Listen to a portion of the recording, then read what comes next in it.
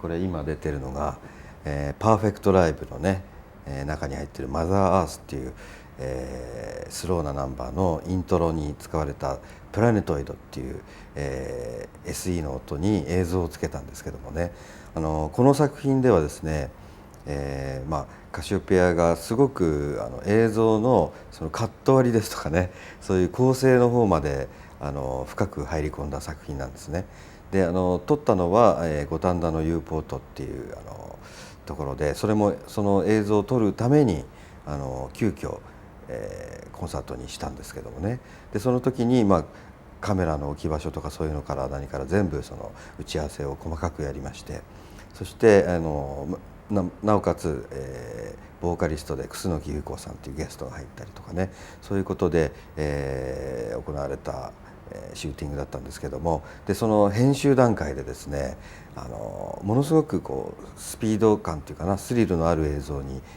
したかったんですね。というのはやっぱりそれまでいろいろ作品に携わってきて、もっとこう自分たちの意見を取り入れた作品っていうのを作ってみたかったっていうのがあったんですね。でそれで、いろんなことをやってるうちにですね、とうとう監督さんとすごい敬遠の関係になっちゃいまして、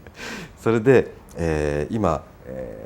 出てました映像なんかはね、もう素材だけこういうのがありますから、じゃああと勝手にあなたたちやってくださいとか言われて、それで、マニピュラーターの人とですね、ここをこうやってこうやってっていうふうにして、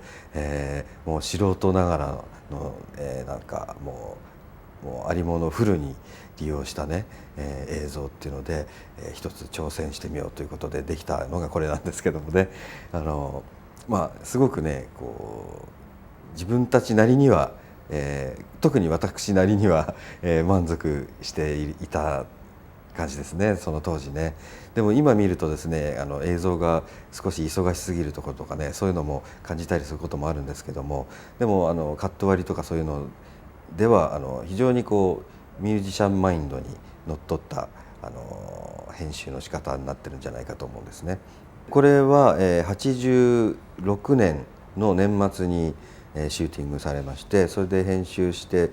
発売されたのが87年なんですね。でこの87年っていうのが、カシオペア結成10周年の年だったんですね。ですからデビューからまだ10年経ってないんですけども、結成して10年目にはこういうバンドになっていたということですね。でこの10年間っていうのが本当に自分ながら思いますけども、もう運が目まぐるしく変わっていった10年だったような気がしますね。みんなそうだったと思います。当時カシオペアを始めた頃なんかはね、もう地元のライブハウスをいっぱいにしたいなとか、もうそういうちっちゃいね夢でもって、始めたんですけども、それがもう海外活動とかね、海外レコーディングとか、それから海外のいろんなミュージシャンの人たちと共演することになったりとか、一番すごかったのはやっぱりロンドンで初めて日本人のバンドとしてコンサートをやるっていう時の楽屋の姿っていうのがね、もう今でも忘れませんけども、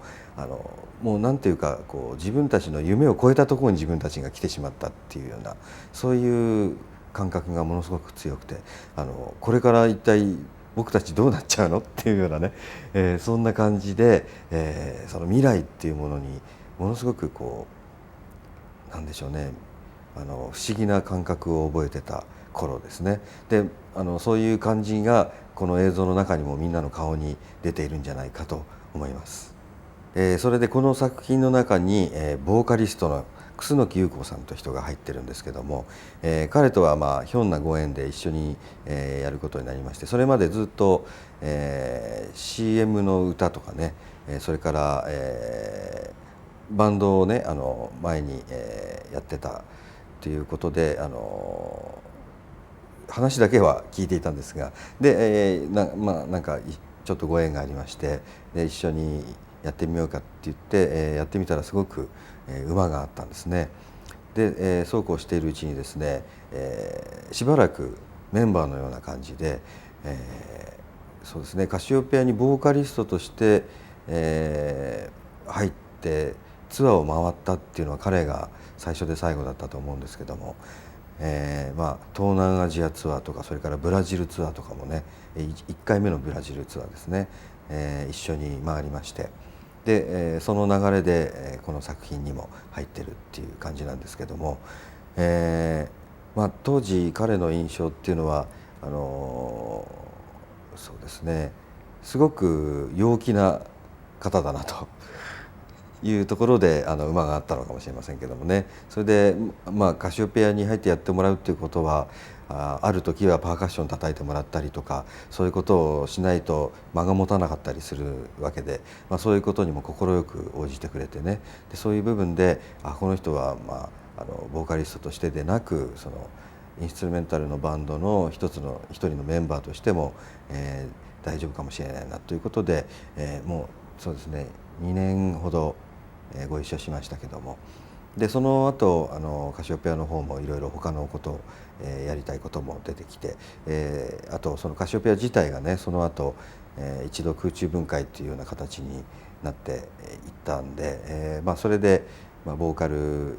が入ったそういうプロジェクトっていうのはなくなったんですけども、その、10年後ぐらいにですね、また私と、楠木さんでクスノローバンドプロジェクトみたいなことをやったりも、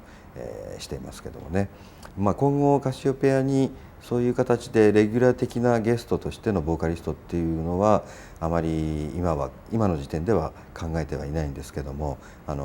スペシャルゲストという形でいろんなボーカリストの方が入るっていうことにはすごく、大賛成だし、いろんな方と、そういうことで共演していけたらいいなと思っています。あとこの、パーフェクトライブの頃っていうのはもう本当に海外の活動が、もう一番多かった頃なんじゃないかと思うんですね。でそれとなおかつ他の、CD の作品とかですね、そういうものを作ったりしている最中で、もう本当に休む暇なしという感じだったんですね。しかしやっぱり映像の作品を作るにはあんまり痩せても太ってもいけないなということでですね、この頃は、腹筋腕立てを毎日ねやってたんですよ、こう見えても。それでこの頃が一番そうですね、体を鍛えてたかな、自分としてはね。ライブで非常にいい運動になってたっていうのもあるんですね。ですからもうこの頃っていうのはみんなすごくスリムだったし、特に一人見間違えるほどスリムな方がいるんですけども、それは誰とは言いませんけども、そんな感じでね、当時は本当にもう何て言うんでしょうね、もうライブを回りきるのが精一杯っていうような感じが強かったですかね。それで、その中で一番、映像として、日本でリラックスしたライブっていうことでね、一番映像化しやすかったっていうのも一つあったんですね。